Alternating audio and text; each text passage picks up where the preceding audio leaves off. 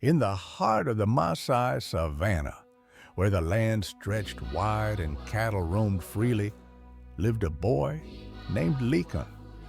Though he was just a herder tending to his family's cattle each day, his dreams reached beyond the plains.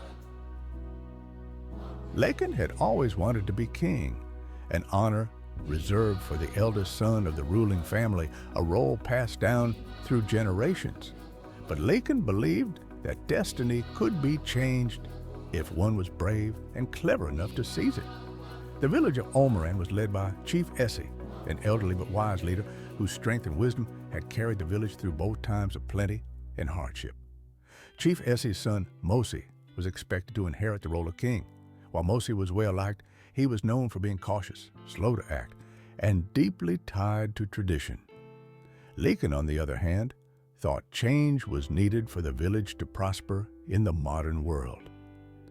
One year, a terrible drought descended upon Omoran. Rivers dried up, cattle starved, and the earth cracked beneath the villagers' feet. As hunger and desperation grew, Lincoln saw this as his chance. He began to rally a group of young men and women who believed in his vision for a new kind of leadership. He spoke passionately about abandoning old customs and embracing new ways, convincing many that Chief Ese and Mosi's adherence to tradition was to blame for the village's suffering. Whispers of discontent turned into murmurs of rebellion. Lincoln's followers grew bolder each day, and a plan was formed. One night, under the cover of darkness, Lincoln snuck into the sacred hut where the Orinka, the village's royal staff, was kept. The Orinka symbolized the power of the ancestors and the right to rule.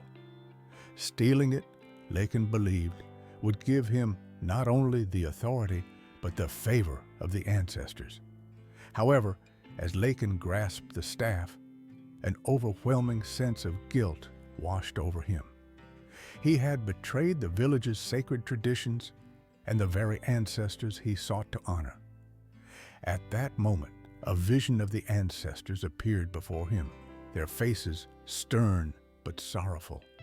They warned him of the consequences of betrayal, showing him visions of a divided village torn apart by greed and mistrust. The next morning, word of Lincoln's actions spread through Omoran. The village was in turmoil, with some ready to follow Lincoln, while others stood firmly by the chief and his son. Conflict erupted as the people turned against one another, and for the first time, the peaceful Maasai village was on the verge of breaking apart. Lincoln, consumed by the weight of his actions, realized that the power he sought came at the cost of the village's unity. He knew what had to be done. In front of the entire village, Lincoln returned the Orinka to Chief Ese and Mosi, confessing his betrayal and asking for forgiveness. Moved by his sincerity, Chief Ese did not punish Lincoln, but instead gathered the village together. He reminded them of the strength of their traditions and how the ancestors' wisdom guided them through every challenge.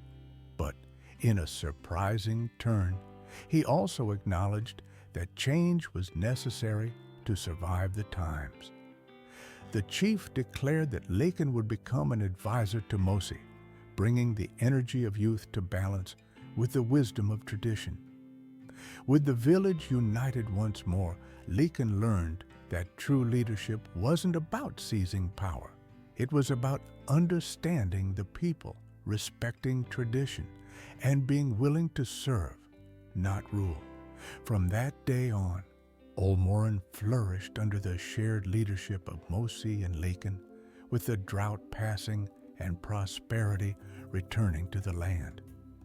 Lincoln never became king, but he earned something far more valuable, the trust of his people and the wisdom of the ancestors. If you enjoyed this tale, like, subscribe, and share more enchanting stories from the heart of Africa.